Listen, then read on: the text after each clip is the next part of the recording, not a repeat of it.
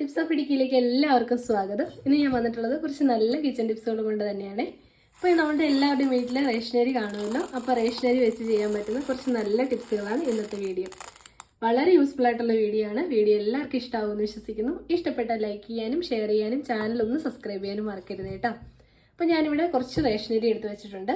പിന്നെ നമുക്ക് ആവശ്യമായിട്ടുള്ളത് ചിരട്ടയാണ് കേട്ടോ. ചിരട്ട നല്ല വൃത്തിയുള്ള ചിരട്ട എടുക്കാം. അല്ലാന്നുണ്ടെങ്കിൽ നമുക്ക് പ്ലാസ്റ്റിക്കിൻ്റെ കണ്ടെയ്നറുകളും ഇതിന് വേണ്ടിയിട്ട് എടുക്കാം.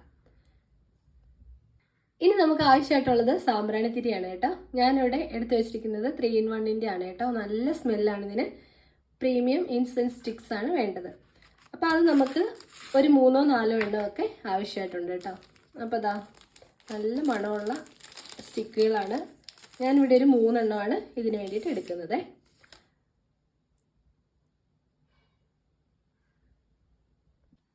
ഇനി നമുക്ക് നമ്മളുടെ സാമ്പ്രാണിത്തിരി ഇതുപോലെ ഒന്ന് ചെറിയ കഷ്ണങ്ങളായിട്ടൊന്ന് മുറിച്ചെടുക്കാം കേട്ടോ.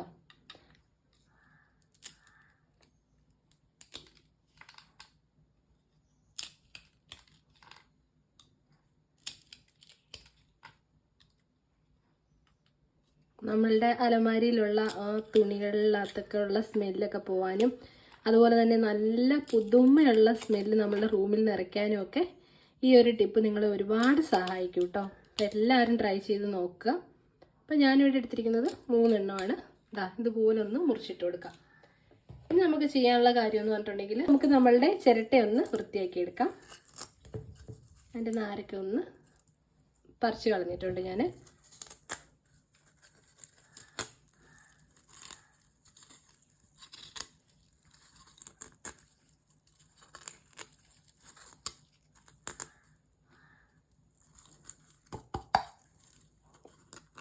തേങ്ങയുടെ അംശം ഉണ്ടെങ്കിൽ അതൊക്കെ മാറ്റി കളയണം കേട്ടോ. നല്ല വൃത്തിയായിട്ടുള്ള ചിരട്ട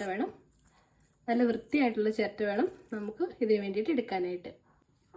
അപ്പം നമ്മൾ ഇനി ചെയ്യാൻ പോകുന്നതെന്ന് പറഞ്ഞാൽ നമ്മളുടെ ചിരട്ടകൾക്കകത്തേക്ക് നമുക്ക് അരി ഇട്ട് കൊടുക്കാം കേട്ടോ. അപ്പോൾ കുറച്ച് അരി മതിയാകും. ജസ്റ്റ് ഒന്ന് 2 ടേബിൾ സ്പൂണാണ് എടുക്കുന്നത്. 2 ചിരട്ടയിലായിട്ടും അങ്ങ് ഇട്ട് കൊടുക്കാം.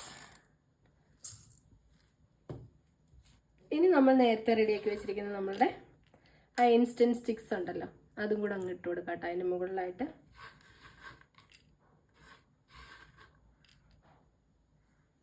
രണ്ടിലുമായിട്ട് ഞാനങ്ങ് ചേർത്ത് കൊടുത്തിട്ടുണ്ട്. അപ്പം നമ്മളുടെ ചിരട്ടകൾ രണ്ടിലും ഞാനിങ്ങനെ ഇതുപോലെ ചെയ്ത് റെഡിയാക്കി വെച്ചിട്ടുണ്ട്. ഇനി നമുക്കിത് നമ്മളുടെ അലമാരിയിലോ അല്ലാന്നുണ്ടെങ്കിൽ നമുക്ക് എവിടെയാണോ റൂമിലോ ഒക്കെ നമുക്കിത് സ്റ്റോർ ചെയ്യാം. നല്ല സ്മെല്ലായിരിക്കും. വളരെ നാൾ ഈ ഒരു സ്മെല്ല് നിലനിൽക്കുകയും ചെയ്യും കേട്ടോ. എല്ലാവരും ട്രൈ ചെയ്ത് നോക്കണേ.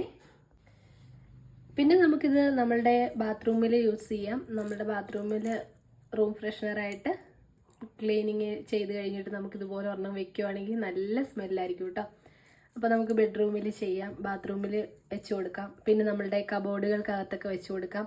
അപ്പം നമുക്ക് എവിടെയൊക്കെയാണോ നല്ല രീതിയിൽ സ്മെല്ല് ആവശ്യമുള്ളത് ആ ഒരു ഭാഗങ്ങളിലൊക്കെ നമുക്കിതുപോലെ ഒന്ന് ചെയ്ത് കൊടുക്കുകയാണെങ്കിൽ നല്ല റിസൾട്ട് കിട്ടും.